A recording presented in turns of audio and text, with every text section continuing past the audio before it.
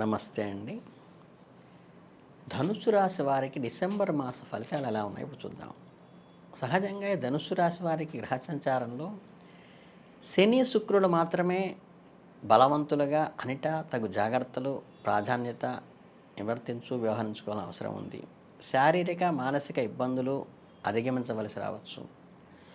మీ సహోద్యోగులు, సాటివారు ఇబ్బందులు కలగకుండా జాగ్రత్తగా తప్పనిసరిగా చేసుకోవాలి.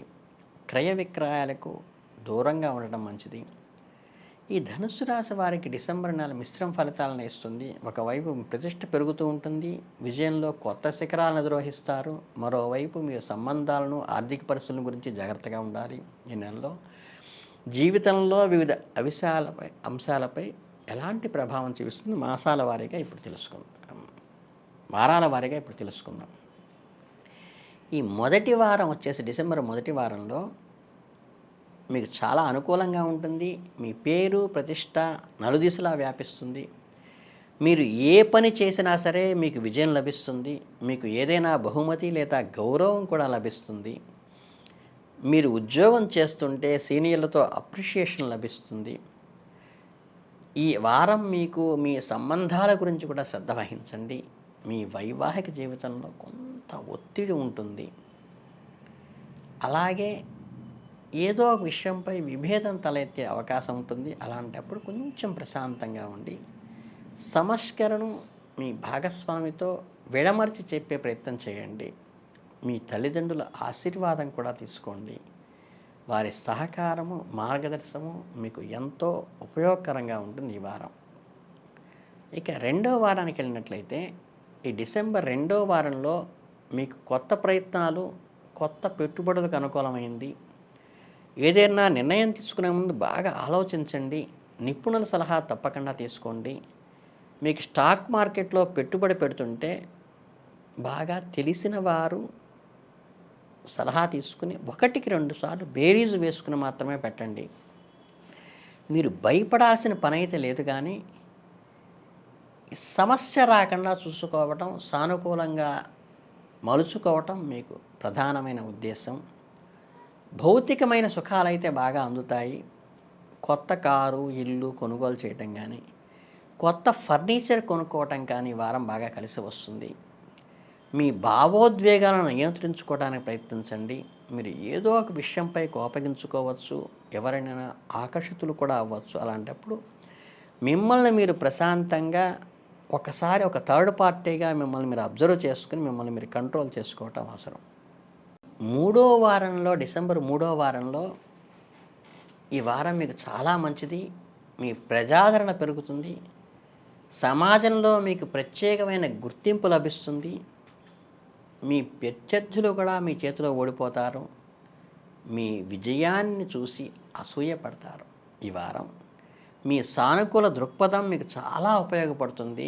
మీ పాజిటివ్నెస్ మీకు అండగా నిలుస్తుంది. ఈ వారం మీరు ఆర్థిక విషయాల్లో జాగ్రత్త వహించండి. ఎలాంటి రిస్క్ తీసుకోకండి. మీ డబ్బును జాగ్రత్తగా చూసుకోండి. ఈ వారం మీకు మీ పిల్లలకి మధ్య ప్రేమ, ఘర్షణ రెండూ ఉంటాయి. వారికి ఏదైనా మాట మీకు కోపం తెప్పించవచ్చు, వారు మీ మాట వినకపోవచ్చు. అలాంటప్పుడు కూడా వాళ్ళని దగ్గరగా తీసుకుని ఓదార్చి చక్కగా వాళ్ళకి అర్థమయ్యేలా చెప్పండి. తండ్రి ప్రేమ వాళ్ళకి అందించండి. ఇకపోతే ఈ డిసెంబర్ 4వ వారానికి వచ్చేసరికంటే ఈ వారం మీకు కుటుంబ పరంగా బాగుంటుంది. మీరు మీ కుటుంబ సభ్యులతో చక్కగా సత్సంబంధాలు ఏర్పరచుకొని సంతోషకరమైన విహారయాత్ర చేస్తారు. అలాగే ఏదైనా చిన్న చిన్న విభేదాలు, సంఘర్షణలు వచ్చినప్పటికి కూడా కలిసి ఆలోచించుకుని నిర్ణయం తీసుకోవడం వల్ల దాన్ని పరిష్కరించుకోవచ్చు. వారికి అర్థమయ్యేలా చెప్పడానికి ప్రయత్నించండి. మీ ఆరోగ్యం విషయంలో కూడా కొంచెం జాగ్రత్త వహించండి. బలహీనపడే అవకాశం ఉంది. అలసట, బలహీనత, ఎంతో నిస్సత్తువ వస్తుంది. కాబట్టి ఆరోగ్యం గురించి శ్రద్ధ వహించి పుష్టికరమైన ఆహారం తీసుకోండి. తగిన రెస్ట్ తీసుకోండి. ఈ వారం మీకు స్నేహితులతో కొంత ఒత్తిడి ఉంటుంది. మీకు ఎవరితోనైనా ఏదో విషయంపై భేదాలు రావచ్చు, అపార్థం ఏర్పడవచ్చు. అలాంటప్పుడు ప్రశాంతంగా మాట్లాడండి. సమస్య పరిష్కారం చేసుకోండి. ఈ వారం మీరు వ్యతిరేక లింగాల వారితో అంటే అపోనెంట్ సెక్స్తో కొంచెం మొహమాట పడకుండా ఎక్కడ కట్ చేయాలో అక్కడ కట్ చేయండి. కాబట్టి అప్రమత్తంగా ఉండండి. ఎవరినైనా గుడ్డిగా నమ్మకండి. ఈ వారం మీ ఆర్థిక పరిస్థితి కూడా కొంచెం బలహీనంగా ఉండవచ్చు. మీ ఖర్చులు కూడా పెరగవచ్చు. మీకు ఏదైనా ఆర్థిక నష్టం అంటే ఫైనాన్షియల్ డ్యామేజ్ కూడా లైట్గా కలుగుతుంది.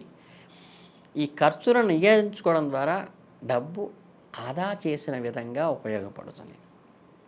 ఇలా ఓవరాల్గా చూస్తే ఏంటంటే మొత్తం మీద ధనుస్సు రాశి వారికి డిసెంబర్ నెలలో కొన్ని సవాళ్ళైతే ఎదుర్కొంటారు, కానీ మీ తెలివితేటలతో వివేకంతో ఉపయోగించి ప్రతి పరిస్థితి నుంచి మీరు దాటగలుగుతారు. అలా చేస్తే ఈ నెలను మీరు విజయవంతంగా సాధించిన వారు అవుతారు. కనుక ఇందులో చెప్పవలసింది ఏంటంటే పిల్లలు అపార్థం చేసుకోవటం అనేది ఒక పెంకితనం కిందో లేతే ఒక అల్లరి కిందో తీసుకోండి తప్పితే వాళ్ళని ఎప్పుడూ కూడా మీరు అపార్థం చేసుకోకుండా పొరపాటున ఒక మాట వాళ్ళు అన్నప్పటికీ కూడా వాళ్ళని చక్కగా దగ్గరగా తీసుకొని వాళ్ళని లాలించి వాళ్ళకి అర్థమయ్యే రూపంలో చిన్నప్పుడు మీరు ఎలా చెప్పారో వాళ్ళు ఎదిగిన తర్వాత కూడా అలా చెప్పి వాళ్ళని దగ్గర తీసుకోవడానికి ప్రయత్నించండి. ఇకపోతే దీంట్లో మీరు ప్రధానంగా ఈ నెలలో పాటించవలసిన నియమాలు ఏంటయ్యా అంటే, మీకు ఈ వినాయకుడు సుబ్రహ్మణ్య స్వామి ఇద్దరు పార్వతీ పరమేశ్వరులతో కలిసి ఉన్న ఫోటోను కనుక మీరు అర్చన చేసినట్లయితే అందులో ఏంటంటే గణపతి అర్చన, సుబ్రహ్మణ్య అష్టోత్తరము, అమ్మవారి అష్టోత్తరము, చివరగా శివయ్య స్తోత్రము కింద నుంచి పైకి చేసుకుని ఆ నలుగురు ఉన్న ఫోటోకి కనుక మీరు చిన్న ఆవిరి కుడుము అంటే అన్నంతో చేసిన ఆవిరి కుడుము, పాలు, చక్కగా తీయని ప్రసాదము పెట్టి నివేదన చేయటం వల్ల ఏమవుతుందంటే మీకు ఈ దోషాలన్నీ తొలగిపోయి మంచి వృద్ధి జరుగుతుంది. అలాగే శివాలయానికి వెళ్ళి దర్శనం చేసుకోవటము, విష్ణు ఆలయంలో తులసితో అర్చించటము చేయటం వల్ల చాలా శివ విష్ణువులు ఉన్నటువంటి దేవాలయం కనుక మీకు అందుబాటులో ఉంటే వెళ్ళి దర్శనం చేసుకోవటం వల్ల ఏదైతే స్పిరిట్స్ ఉంటాయో ఇవన్నీ కూడా తొలగిపోయి మీకు మంచి వృద్ధిలోకి వచ్చి దిగ్విజయంగా ఉంటుంది. ఇంతకు మించి మీరు పరిష్కారాలు చేయవలసిన విషయం ఏమీ లేదు. చక్కగా ఈ మాసం మీరు సంవత్సరంలో చివరి మాసం బ్రహ్మాండంగా మీకు జరిగిపోతుంది. అందరికీ ధన్యవాదాలు. నమస్కారం.